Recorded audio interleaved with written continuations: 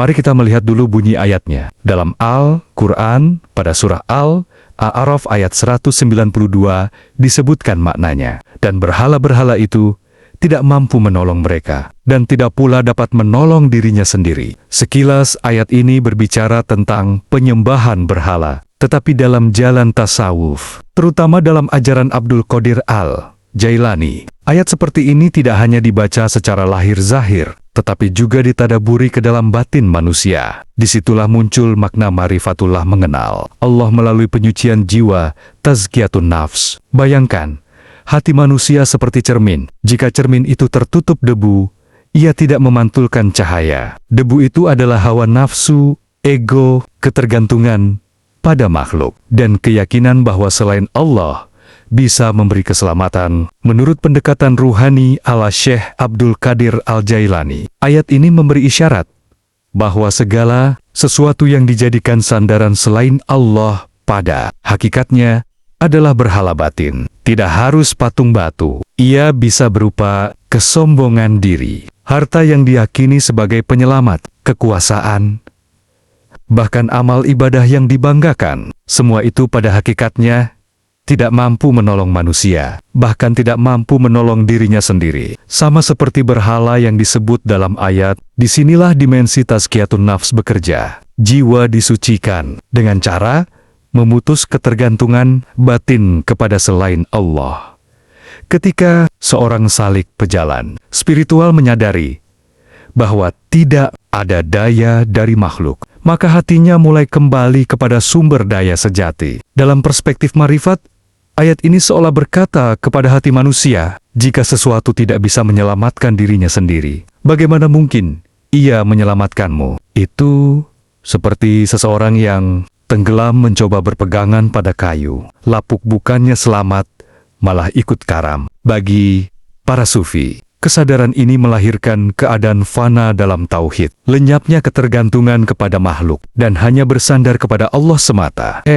Abdul Qadir Al-Jailani sering menekankan bahwa jalan menuju marifat dimulai ketika hati berhenti berharap pada selain Allah. Saat itu hati menjadi lapang, karena tidak lagi dibebani oleh ketergantungan dunia. Secara hakikat, ayat ini juga mengajarkan satu rahasia batin. Segala sesuatu selain Allah adalah makhluk yang fakir membutuhkan. Sedangkan Allah saja yang benar-benar kaya dan penolong. Ketika kesadaran ini benar-benar hidup dalam kalbu, maka lahirlah marifatullah, pengenalan langsung dalam hati bahwa hanya Allah tempat bergantung. Aneh tapi indah.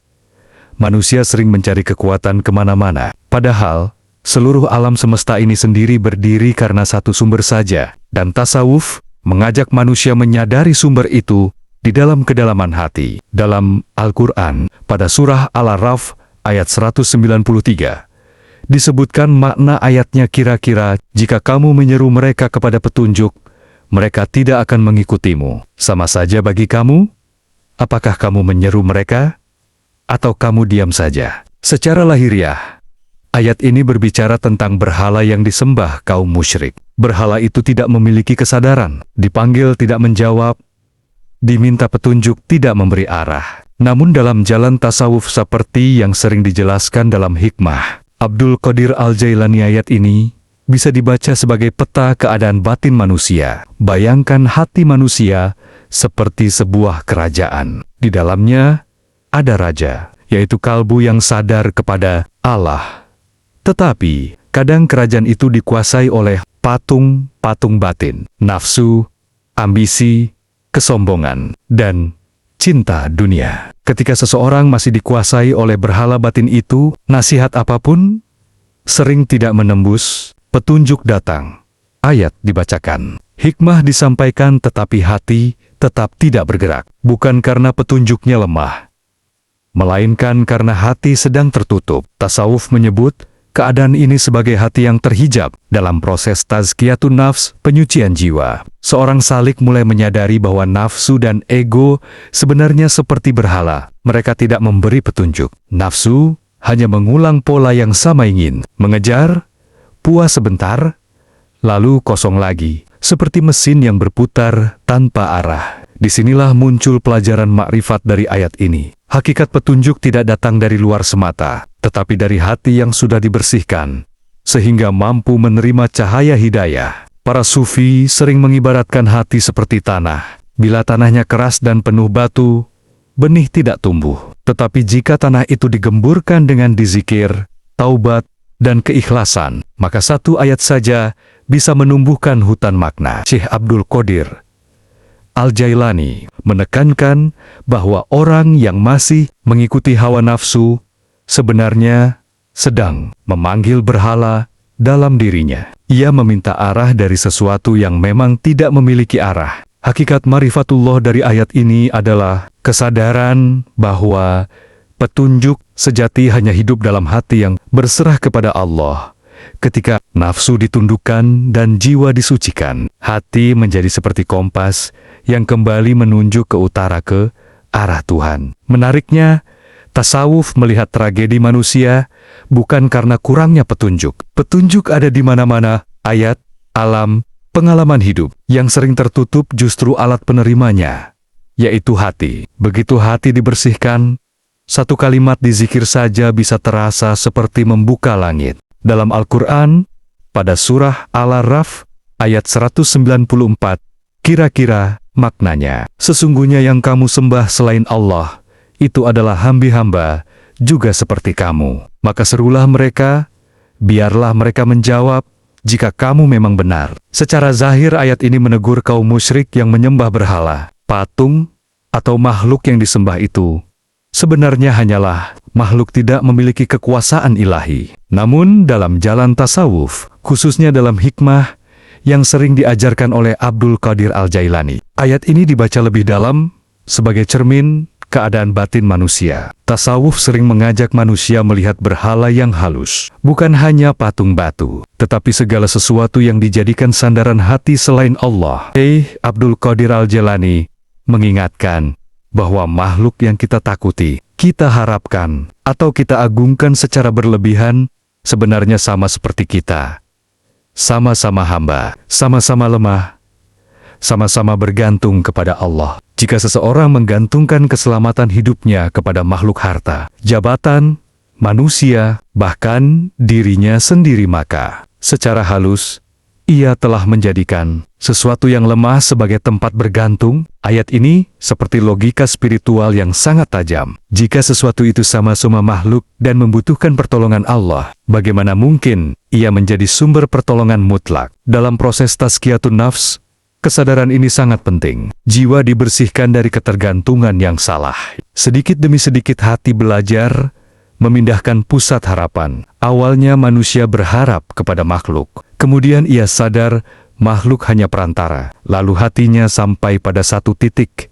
Hanya Allah sumber segala daya. Para sufi menyebut perubahan ini sebagai perpindahan dari syirik, hafi, ketergantungan batin kepada selain Allah secara halus, menuju tauhid yang hidup di dalam kalbu. Ada gambaran yang sering dipakai dalam hikmah tasawuf. Alam semesta ini seperti bayangan di cermin. Bayangan terlihat, tetapi ia tidak memiliki cahaya sendiri. Cahaya datang dari sumbernya. Makhluk adalah bayangan. Allah adalah sumber cahaya. Ketika seorang salik menyadari itu dalam hatinya, maka lahirlah marifatullah, pengenalan batin, bahwa segala sesuatu hanyalah hamba, sedangkan hanya Allah yang maha berkuasa. Menariknya, ayat ini juga mengandung latihan logika yang sangat jernih. Al-Quran seperti mengajak manusia berpikir sederhana, namun radikal. Jangan meminta kepada sesuatu yang pada hakikatnya sama-sama membutuhkan. Dalam tasawuf, saat kesadaran ini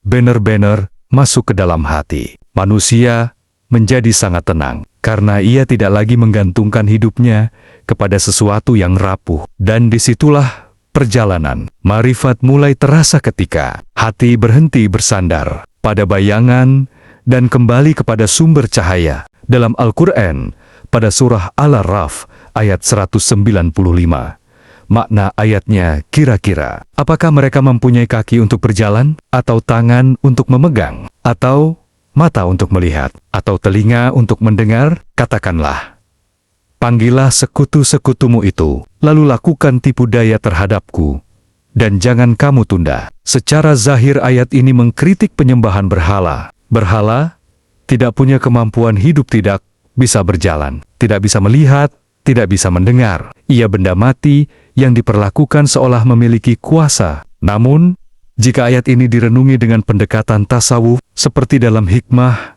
Abdul Qadir Al-Jailani, ayat ini juga menjadi cermin keadaan hati manusia yang tertutup. Para sufi sering menjelaskan bahwa manusia memiliki anggota tubuh lahir dan anggota tubuh batin. Tubuh lahir punya kaki, tangan, mata dan telinga, tetapi hati juga memiliki fungsi serupa secara ruhani. Hati bisa melihat kebenaran, hati bisa mendengar hikmah, hati bisa melangkah menuju Allah, hati bisa meraih cahaya petunjuk. Ketika seseorang tenggelam dalam hawa nafsu dan keterikatan dunia, fungsi batin itu menjadi lumpuh. Ia punya mata, tetapi tidak melihat tanda Allah.